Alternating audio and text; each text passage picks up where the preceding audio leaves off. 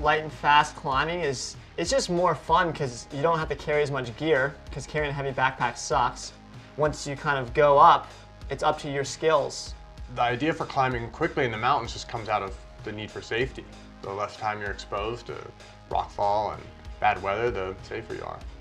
Climbing light and fast also sometimes is called or encompassed in alpine style climbing. And alpine style climbing comes from the Alps, hence the name. In alpine climbing, we're always trying to refine all the different aspects of climbing. I mean, whether it's fitness, whether it's experience, knowledge, technical climbing skills, our clothing systems, our gear, and those refinements collectively allow us to climb bigger routes, harder routes in less time and with more safety margin and a greater chance of success.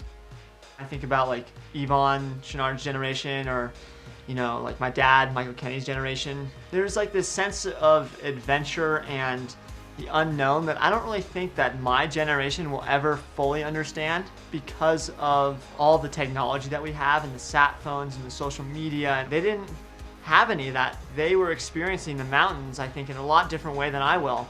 My dad, he was like one of the first expeditions really to like go explore the Choctaw, and that was in 1978. I think that a lot of things have certainly changed about those mountains. My dad had no idea what Laytok really even looked like when he went there. He'd seen one photo. I mean, I can go onto Google and see like as many photos as I want. That's certainly changed, I think, like just kind of the common knowledge about the area.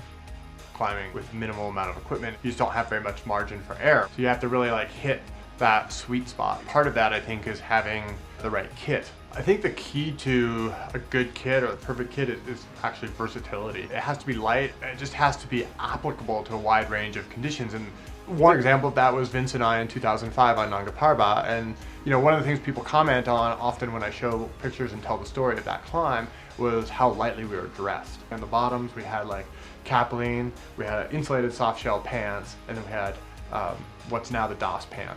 That was it. We had 3 layers for our legs. For top layers, I was wearing, at that time, a R.5, R1 hoodie, R3, Houdini shell, and a DOS parka. We each had 2 pairs of gloves and 1 pair of mittens. That was it. Like for a almost 27,000 foot high peak, like that's not very much clothing. It's the highest mountain wall in the world. So if you have a 30-pound pack at sea level, the equivalent would be like carrying a 150-pound pack at sea level. That's what it feels like. Being light and having a 3-ounce shell instead of a 16-ounce shell or a 32-ounce shell is a huge difference. Just picking that right balance of tools. In climbing, clothing is a tool. It's also sort of a self-fulfilling prophecy, because the lighter you go, the faster you can go, but also the faster you need to go. And that's where commitment comes in. Alpine style climbing is, by definition, very committing, because you don't have that much gear to fall back on. Alpine style climbing is a big sort of aesthetic component. I think it's sort of the beauty of just starting at the bottom of the mountain with a partner and a couple backpacks and going from the bottom to the top and back in one sort of continuous flow. The most beautiful way to experience climbing mountains.